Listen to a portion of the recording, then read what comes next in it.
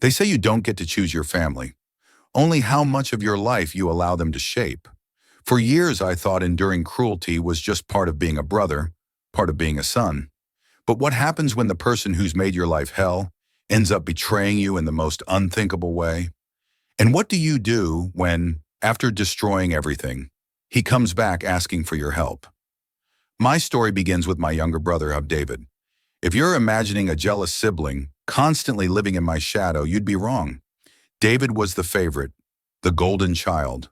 Our mother spoiled him endlessly, cooking his meals, doing his laundry, even asking me to do his schoolwork for him. I was independent, quiet, and more self-reliant, so I was left to fend for myself. Looking back, maybe I made it worse by always giving in. He never helped me when I needed it, but I kept helping him. Maybe that's why he thought it was okay to take from me, mock me, and tear me down. Growing up, he wasn't just a little brother. He was a nightmare. He teased me for my glasses, read my private journals, put disgusting things in my food, even once trying to slip rocks into my cereal.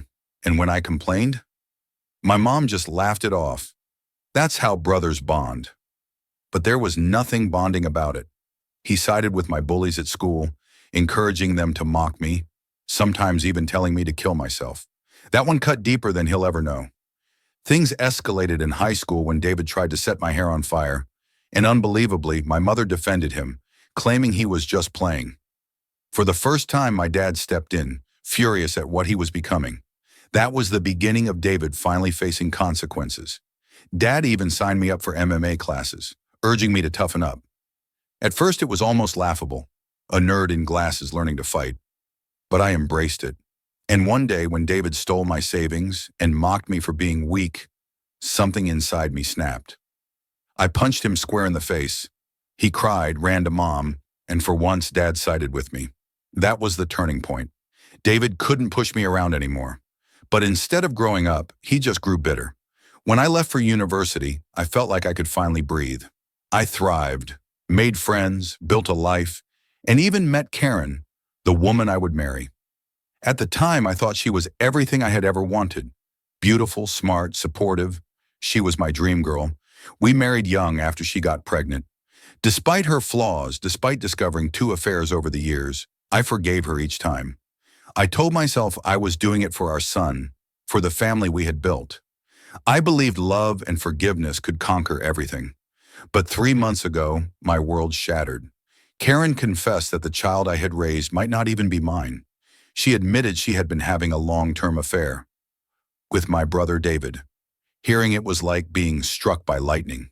She explained how it started, how she bonded with him when she spent holidays with my family, how he made her laugh, how their flirtation just happened. She admitted their affair continued for years behind my back, during supposed business trips and family visits. The son I loved, the boy I thought was mine, was actually David's. I confronted David in front of our parents. At first, he denied it, but when pressed, he admitted it, and even tried to justify it, boasting that women always chose him because he was the better-looking brother.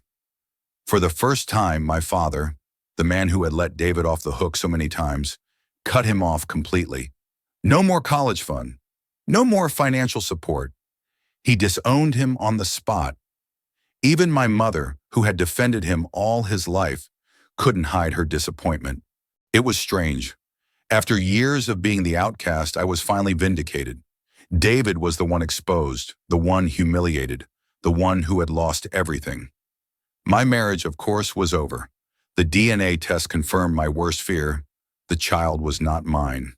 Divorce followed quickly, and though Karen begged me to stay in our son's life, I couldn't. Every time I looked at him, I saw David, and the pain was unbearable.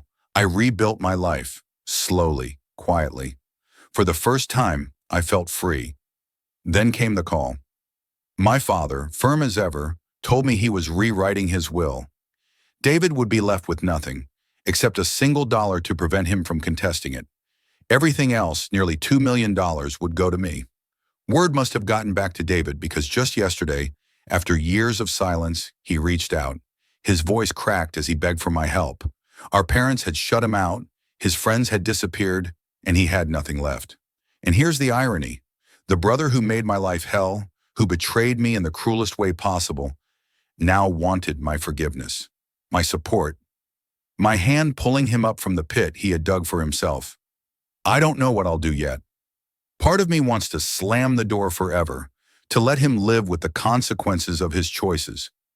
Another part of me wonders if cutting him off will make me just like him. Cold, selfish, incapable of compassion. Family doesn't give someone the right to destroy you. Forgiveness is a gift, not an obligation. And peace, the kind that comes from walking away from toxic people, is worth more than any inheritance. If you've ever been betrayed, if you've ever carried scars from people who were supposed to love you, remember this: you are not required to set yourself on fire to keep anyone else warm. Protect your peace, value your worth, and never be afraid to walk away from those who poison your life. Because sometimes the greatest inheritance you can leave yourself is freedom.